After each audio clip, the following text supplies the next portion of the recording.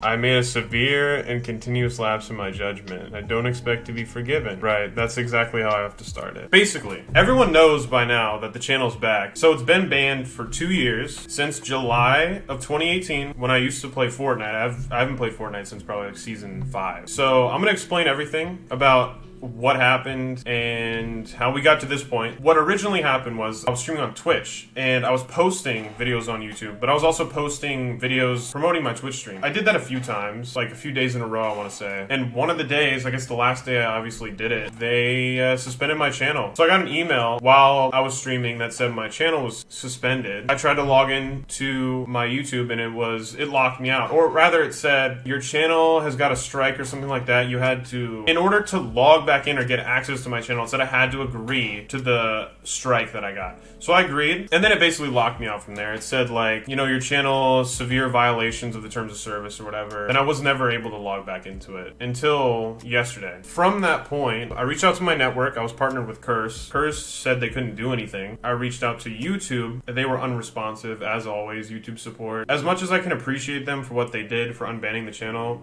YouTube support is trash. Any of these big website support systems are awful. I have friends with much bigger channels than I have that have connections and they still couldn't do anything for me. It's just ridiculous. So I submitted an appeal through their appeal system and it got rejected. And of course, you know, the rejection email, it's very generic. It just says like, we've decided to keep your channel banned at this or suspended at this moment in time. But the interesting thing is when my channel got suspended originally, I received I think 2 or 3 different emails regarding it. And the first one said basically like, my channel got a strike or something. And then the other one said something similar, but you know, you need to acknowledge this in order to log back in. And it said, you know, don't worry, your strike will expire in 3 months. And I was like, okay, that's where I got the whole 3-month thing from. That's where everyone was hearing about that because of the wording of that. And the 3 months came and went, and obviously nothing happened. I tried reaching out to YouTube again and nothing there. It was like a lost cause basically. Serve and a bunch of other people, shout out to them, they all put in a lot of effort around that time starting that original Free Riot hashtag and the whole like mini movement. It didn't go anywhere sadly, but it was the start, you know. So jumping forward a little bit, that was 2018. That was like this time 2018, so roughly 2 years ago at this point. So after my channel was gone, I kind of lost motivation to stream and play Fortnite because I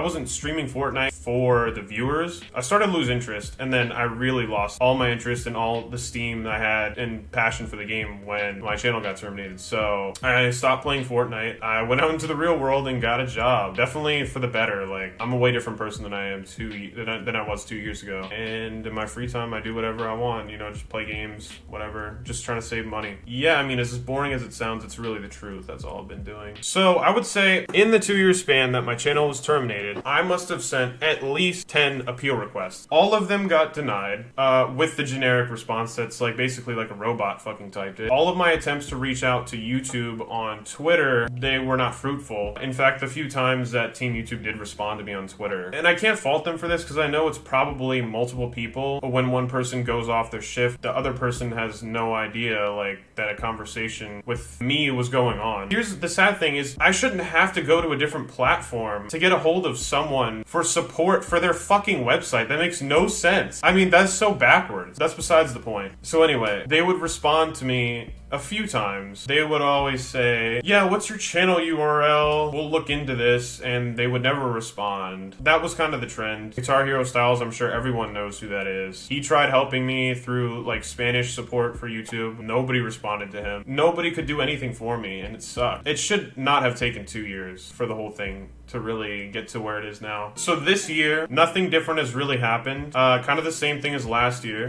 You know, I submitted some more appeals, maybe like 2 this entire year. Last year I submitted must have like 6 or 7. I really thought the channel was never going to come back ever. And then this whole Free Nepesta thing happened. I saw it as an opportunity to get the word out about my channel again because I feel like a lot of people who are newer don't really know what happened or they kind of forgot about it. And now actually I want to give some credit here because Viprin and Gabs and Doggy all tweeted Free Riot, and that kind of started a thing on Twitter, and then I tweeted something myself and it just blew up. And thank you to everyone who participated in the Free Riot thing on Twitter. whatever. It means a lot. And somehow it got Team YouTube's attention on Twitter. They responded asking once again, what's your channel URL? I responded to them, explained in a little, like 180 characters, I think is what Twitter allows. And honestly, at that point, I really thought this was just gonna go down like every other time. The tweets I made to Team YouTube were on my phone because I was at work. I got home, I checked Twitter, and the first thing I see is that some guy on Twitter had tweeted me saying something like, your account is back. And I totally thought it was, I was taking the bait, like 100%. I don't know. I looked up the channel. I thought I was getting trolled hard. I looked up the channel and it was back. That's like one of the greatest moments in the last few years of my life, actually seeing that be back. And it's bigger than me. Like all the videos, history of the game that otherwise is just gone forever. I still can't believe it. It doesn't feel real. Logging into a channel you haven't been in 2 years, like all the old recommended stuff is still there. It's like entering a time capsule, I republished all my old videos. I did make a deal on Twitter that I was gonna beat Sonic Wave if my channel ever got back because I really did not think that it would ever be back. So, fuck my life, basically. Where do we go from here, basically, right? So, I don't know. I think that's okay to not know. I want it to be good, high quality, and I want it to be something that I want to do. That could be so many different things, And I'm hoping that maybe I can get people to watch me for me, as well as my skill in games and not just for one game. Sonic Wave, I guess, is gonna happen. That's gonna be hard. And after that, I don't know. I don't really think I have anything else I want to do in Geometry Dash. The last unsettled score I have with this game, something that I need to do. Close the book on it, once and for all.